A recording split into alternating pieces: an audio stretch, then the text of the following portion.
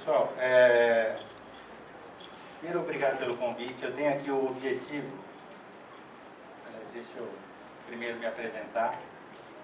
Meu nome é Alexandre Godinho Bertoncello, eu sou formado em administração de empresas. O meu TCC ali na época foi desenvolvimento de cluster, né? Que é aquele desenvolvimento de pequenas e médias empresas que de alguma maneira se desenvolvem.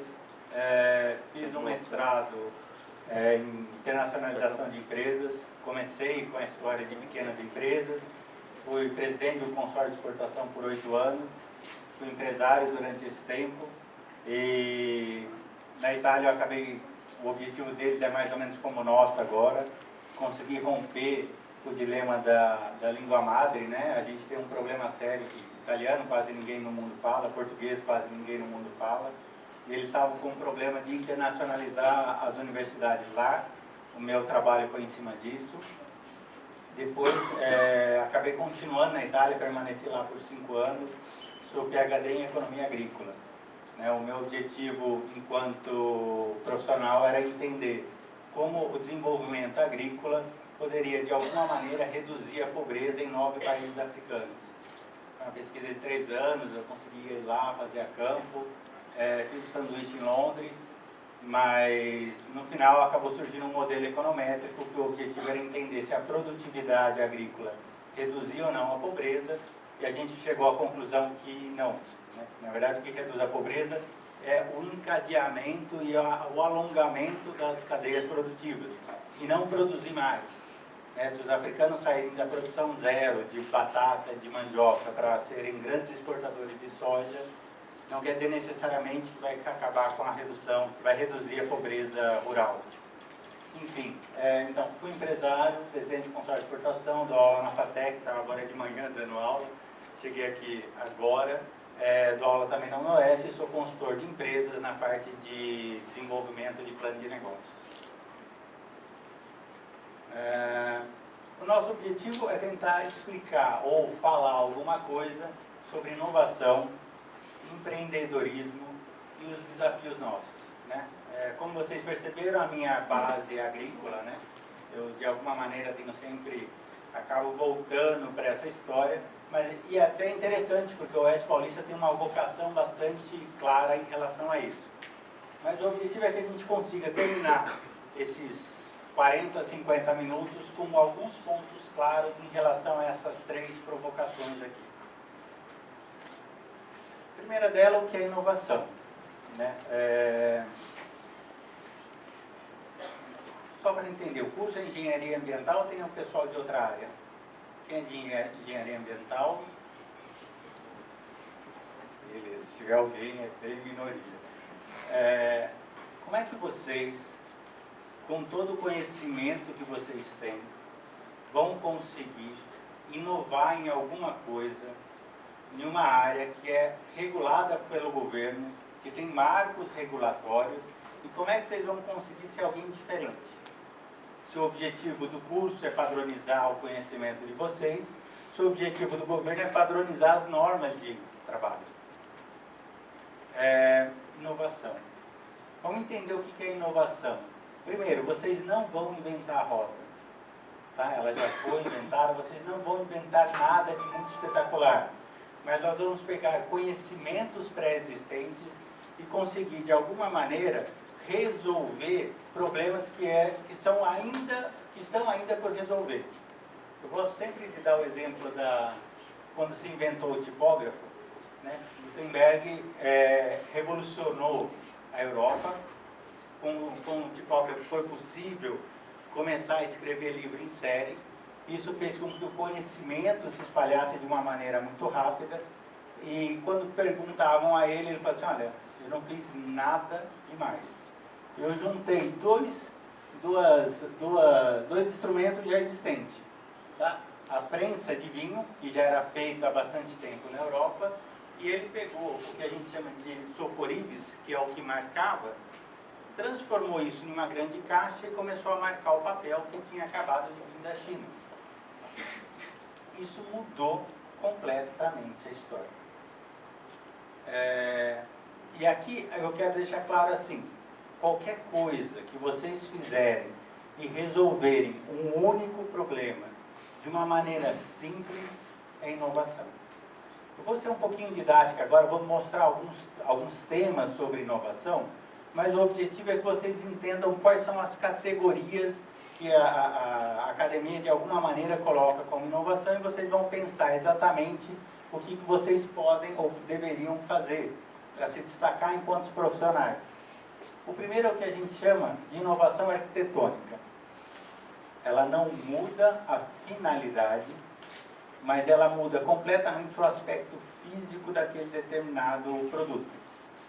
A diferença entre a primeira bicicleta e uma bicicleta dos anos 30 era completamente diferente uma da outra, apesar de que a função era qual? Era simplesmente transportar as pessoas de um lado para o outro. Um pouco mais de segurança, um pouco mais de conforto, mas toda a inovação arquitetônica dentro da área de vocês seria modificar alguma coisa que caiba de um lado ou caiba do outro de uma maneira diferente. Isso muda completamente o resultado final. O meu objetivo aqui é sempre mostrar alguma coisa do ponto de vista agrícola. Isso foi o que nós fizemos com milho. Não estou falando de milho transgênico, eu estou falando que o tratamento que nós fizemos semente a semente, a maneira com que nós mudamos durante mais ou menos 180 anos o milho, fez ele modificar o seu formato, mas com um único objetivo: alimentar pessoas. Inovação arquitetônica não muda o foco do que vocês vão fazer. Inovação arquitetônica, ela muda a forma com que é feita. Depois a gente vai tentar discutir se isso entra ou não no que vocês estão falando. Eu gostaria muito mais de um bate-papo do que qualquer outra coisa. Segunda, são as inovações radicais, aquela famosa eureka, aquilo que eu transformo de uma maneira muito dinâmica e de uma maneira muito expressiva alguma coisa, que seria a invenção da roda, o domínio do fogo, ou... Vocês sabem o que é isso? Vamos lá, gente. Eu sei que não é a área de vocês, mas não é uma TV com válvulas. Mas o que é isso daqui? Esse é o primeiro neurotransmissor, microprocessador feito pelo MIT. Ele era mais ou menos o tamanho desse painel aqui. Porque se usava a válvula, se usava toda a transmissão através de energia, e parecia quase que uma coisa, um Frankenstein, mas isso era para simplesmente transmitir informação. E essa foi a inovação radical. Esse é o primeiro microchip feito pelo homem, e que ao invés de ser desse tamanho, ele passou a caber na palma de uma mão. E mudou inclusive a forma de comunicação, porque se mudaram os meios lá dentro. Eu não usava mais válvula, eu não usava mais uma série de situações que eram necessárias. A tecnologia mudou, eu peguei conhecimentos já existentes e a partir desse momento eu transformei alguma coisa. Isso são transformações radicais, como essa. Eu consigo, através de um arado, por mais simples que seja, como esse aqui, fazer o trabalho de 15 pessoas. E melhor, de uma maneira muito mais rápida, de uma maneira muito mais precisa. E eu modifico o formato, Ao invés de ser o pai, o filho e a mãe, eu tenho alguém, que pode ser o pai, o filho ou a mãe, ou eu posso ser um terceiro, e simplesmente faz o trabalho de 5 trios como esse. De uma maneira mais rápida, mais precisa, com a mesma profundidade, e que isso modifica completamente o que era antes. Tá?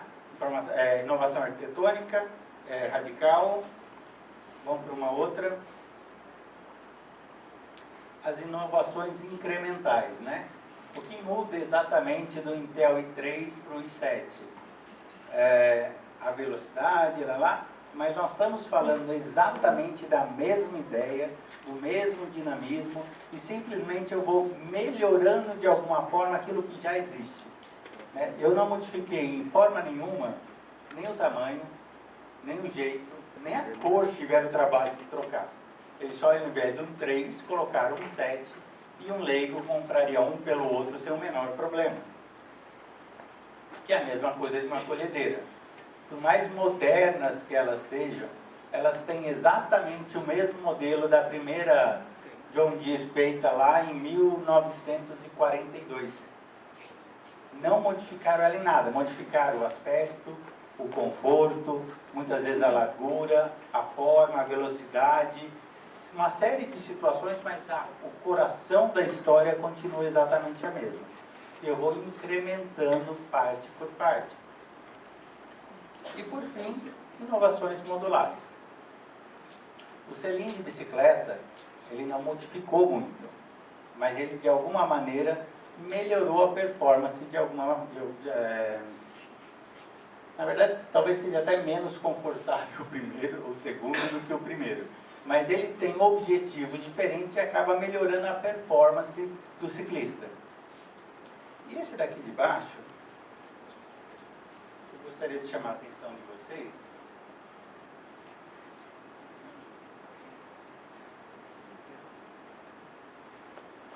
Do lado. Esse aqui de baixo, gente, é uma inovação modular feita por uma aluna que se formou em agronegócio 2 semestres atrás. Eu acabei ajudando ela a desenvolver. Isso foi selecionado, a gente acabou fazendo uma apresentação em Nova York, na primeira conferência que teve sobre a redução da pobreza no mundo. Ele é uma evolução daquilo que o pai dela já fazia no campo, que ele fazia de uma maneira empírica. Ela colocou algumas técnicas, resolveu, mudou o material, e ele ajuda as pessoas a resolver um problema bastante simples para quem colhe milho. As colhedeiras antigas, as novas já nem tanto, mas as colhedeiras com 5 anos para trás, elas mais ou menos desperdiçam 5 a 7% do milho, safrinha. O milho safrinha ele é colhido no inverno, onde a umidade é relativamente baixa. Isso faz com que as espigas caiam na trepidação antes de entrar nesses ganchozinhos aqui. Aí o que o pai dela fazia? Ele pegava pneu depois que estourava e tentava prender aqui de alguma forma. A gente só viu o modelo, viu a velocidade, viu o teste, fez alguns testes empíricos, ela tinha propriedade, aí ficou mais fácil. E o milho, ao invés de cair no chão, esses 5 a 7% da safrinha, passou a ser colhido pela máquina com esse apanhador de espiga, né? A gente chamou desse jeito, todo mundo achou horrível, mas enfim. Porque no campo, eu não tenho mais mão de obra. Eu tenho um grave problema. E aí, para pegar alguém, para andar hectares e hectares, para pegar o que sobrou do milho, sai mais caro a mão de obra do que o próprio resultado final. E a gente fez isso daqui, foi realmente uma satisfação grande, mas só para ter ideia dos resultados, o teste foi feito no ano passado, tá? Com umidade de 16% em uma determinada colhedeira, que é talvez a mais comum que se usa de pequenas propriedades. Ela reduziu, né, ou ela aumentou em 5,8 pontos por saca por hectare de milho.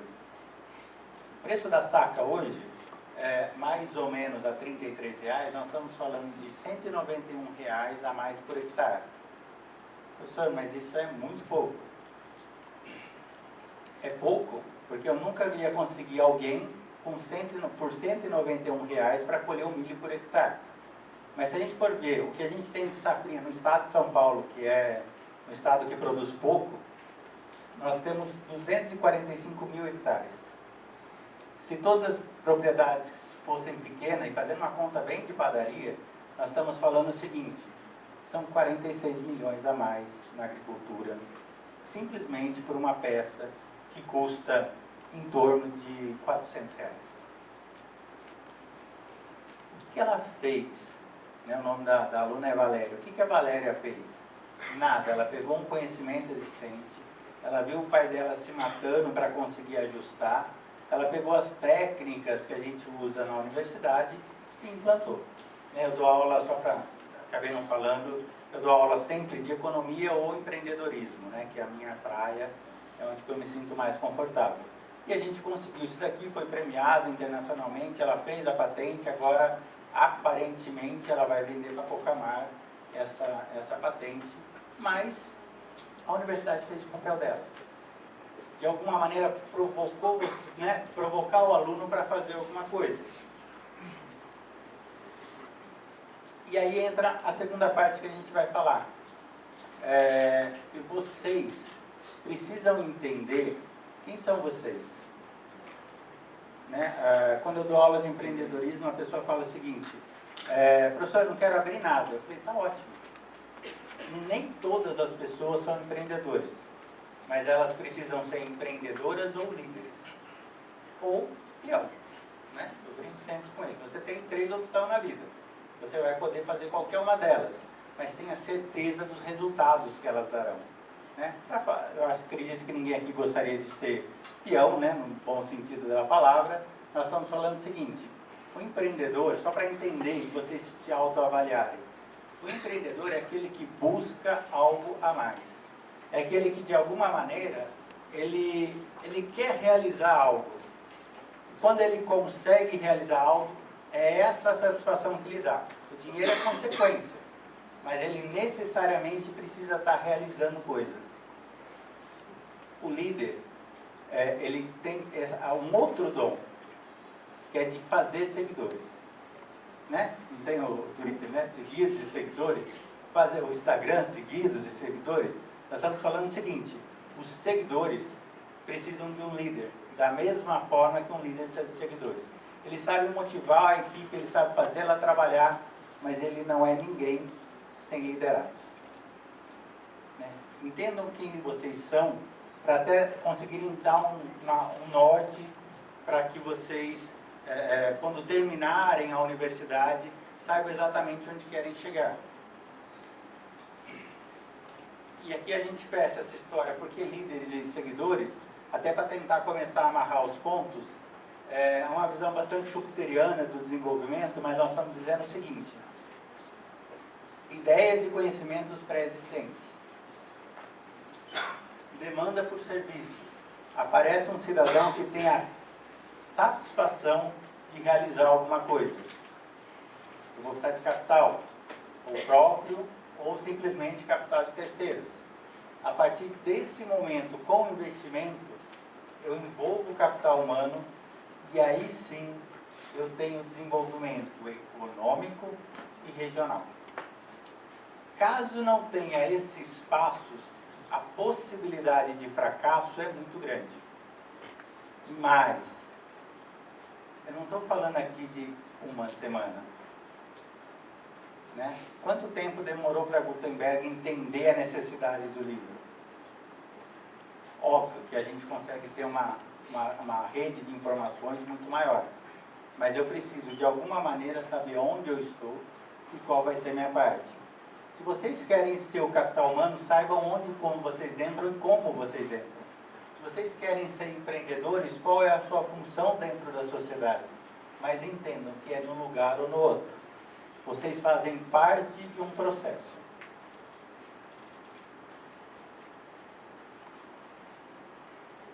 E aqui a gente começa a falar um pouquinho da nossa região. O objetivo era dar essa pincelada e entender o que é o Oeste Paulista. O Oeste Paulista tem uma característica bastante interessante. Nós somos 2% da população, 1,2% do PIB. Somos, então, mais pobres do que a média do Estado. Uma população relativamente idosa. Isso eram dados de 2012. Né? Nós já fizemos a chamada Cruz Russa. Hoje, 2017, nós temos mais pessoas com 60 anos do que pessoas com menos de 15. E nós temos que entender quais são os desafios e quais são as oportunidades para esse cenário. Ela já está acontecendo. E aí, esse aqui um dado do estado de São Paulo.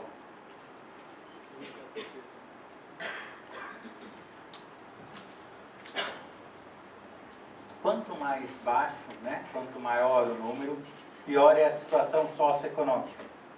Quanto mais próximo do azul, melhor é a condição socioeconômica. Essa é a nossa condição. Nós somos na terceira região mais pobre do estado de São Paulo.